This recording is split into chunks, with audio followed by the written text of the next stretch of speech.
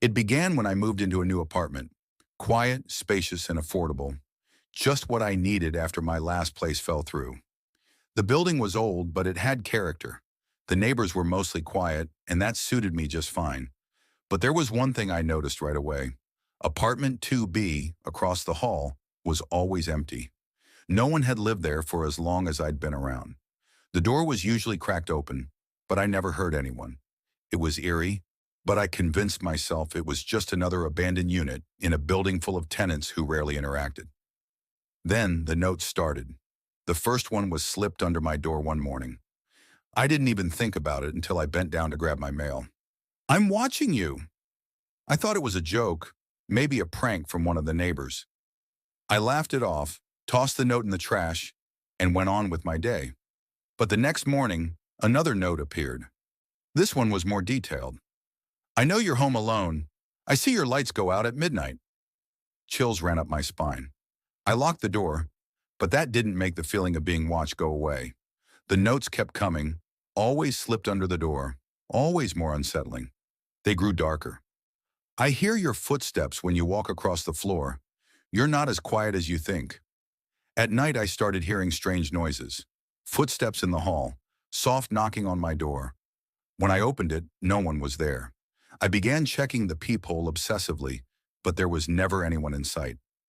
One night, I stayed awake, watching through the peephole. I was certain someone was out there watching me. After what felt like hours, I saw a shadow move across the floor. It was him, the man from apartment 2B. He had been standing there, right outside my door, for who knows how long. The next day, I packed my things and left. I couldn't take it anymore. But as I walked down the hallway, I glanced at the door to apartment 2B. It was cracked open just a little, and then I saw him. He was standing in the doorway, watching me with a smile that made my blood run cold. "You shouldn't have left," he whispered, his voice barely audible. I ran. I didn't stop until I was outside, safe. But every night since then, I feel like I'm being watched. This past weekend, me and my partner decided to go to our usual camping spot.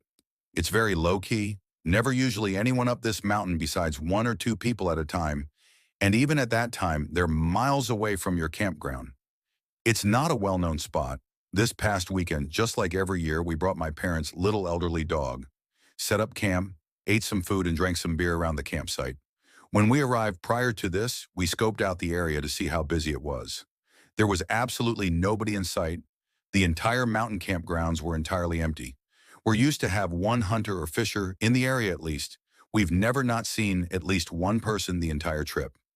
So we sat around the fire, completely relaxed with my little dog nearby. When we decide to get into bed, my usually very complacent, placid pup refuses to settle inside the tent. It's pretty hot this time of year, so we had the tent unzipped with just the mesh covering the opening to let some breeze in. But my pup was looking through the mesh and sniffing, zoning in on something entirely. We decide to get up and check out the camp for whatever he's looking at. We don't see anything, so we decide to sit by the fire to fire us out. When my sleepy pup unsettles suddenly with his hackles straight up on end, growling a deep growl into one direction of the woods. We decided to grab the hunting knife and axe and listen. He's snarling and barking vigorously, which took us by surprise because he's been completely comfortable every other year. After a few hours of him acting on high alert, we decide to flip the truck lights on to illuminate our camp as we're surrounded by darkness. We were listening intently, trying to figure out what he's seeing or hearing. After a few minutes, he lays down and alarms us again a few minutes later, startling us to the point we make a run for the truck by how aggressively my dog is warning something. We wait, hearts pounding inside the truck, trying to see what's out there. After 30 minutes, we assume whatever it is has passed on. After we reposition ourselves in front of the fire again, my dog's hackles are up, and we hear the loudest tree branch snap a mere 10 feet away from us in the pitch-black wilderness. Again, we hop in the truck with the dog and decide we better leave. As earlier that night, we were hearing wolves hunting for a few hours, and their howls echoing through the woods. Our main concern was it being a cougar, as they're commonly seen in this area, and there had been a lot of attacks on unsuspecting victims. Our main thought was something was stalking us for a long time without moving on.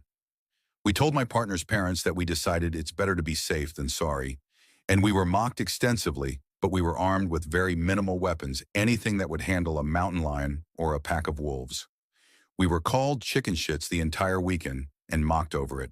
I also felt protective over my dog as he's very small. Title: Watching. It started about a month ago, or maybe longer. Time doesn't feel real anymore. I work from home, in a house on a quiet street. It's small, tucked away, and isolated.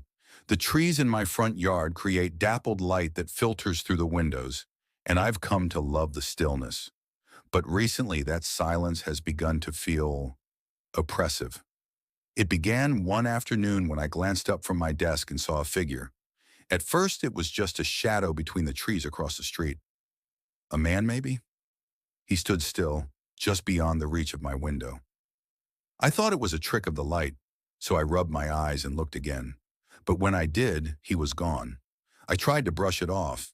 It was probably just someone passing by, a neighbor, a stranger walking down the street. But the next day I saw him again, this time closer. He was standing near the edge of my yard, barely visible through the trees. I watched for a long time waiting for him to move, but he didn't. He just stood there, motionless. I told myself it was nothing, that it was probably just a man taking a break outside or someone waiting for someone else. But the unease gnawed at me, and the days passed with the same pattern. I'd look up and he'd be there, always standing still, always watching, always just outside my view. I tried avoiding the window, but I couldn't help myself. Each time I glanced outside, I saw him again, standing in the same spot, never moving, just watching. My heart would race every time, but I couldn't stop myself from looking. Then one day I made a mistake. I was at my desk and I saw him standing there again. This time, I didn't hide. I raised my hand, unsure of why, but it felt like I needed to acknowledge him. A small wave, a gesture, something to break the silence. To my shock, he raised his hand and waved back. It was slow, deliberate, but real. My blood ran cold. I didn't know what to do. I closed the curtains and moved away from the window, but I couldn't shake the feeling that he knew. He knew I saw him. He knew I acknowledged him. The next few days were worse. I kept my curtains closed at all times, but I still felt his presence. I could sense him outside, waiting. I would hear things at night, tapping on the window, barely audible but persistent. At first, I thought it was the wind or a branch brushing against the glass, but after a few nights, I knew it wasn't. I started locking all the doors and windows. I even set up extra security measures, but nothing helped. He was still out there. I knew it. Then came the notes. The first one appeared on my front step, folded neatly as if someone had placed it there carefully. I hesitated before opening it. When I did, my blood turned to ice. I see you. I looked around. The street was empty, the trees swaying in the wind, the house next door silent. No one was there, but I couldn't shake the feeling that he was watching me even now. I told myself it was just some sick prank, but deep down I knew better. More notes came after that. Each one was worse than the last. I'm watching you. I know where you sleep. I'm closer than you think. The fear started to eat at me until I couldn't go outside anymore. I couldn't even look out the windows without feeling like I was being watched. My routine became a cage. I never left. I never let myself be seen. But still, I couldn't stop checking. And every time I looked, he was there, waiting, watching. One night I woke up to a loud thud at the window. My heart pounded as I grabbed the bat I kept by my bed. I crept through the house listening for another sound. I checked the windows. The locks were secure, but I couldn't shake the feeling that someone was outside, watching. Then came the whisper. It was barely audible, but I heard it clear as day. I see you. I froze. I couldn't move. I didn't know if it was real or just my mind playing tricks on me, but I couldn't ignore it. I didn't want to look, but I had to. I peeked through the curtains. There was no one there, but I knew he was still out there. I couldn't stay in that house anymore. I packed a bag and left without thinking. I don't know why I thought leaving would help. It's not like I didn't know. He's still watching me. I've tried to stay away from the windows, to stop checking, to stop feeling the weight of his eyes on me. But I know he's out there, just beyond the trees, always waiting, always watching, and I've started to think, maybe I'll never escape him.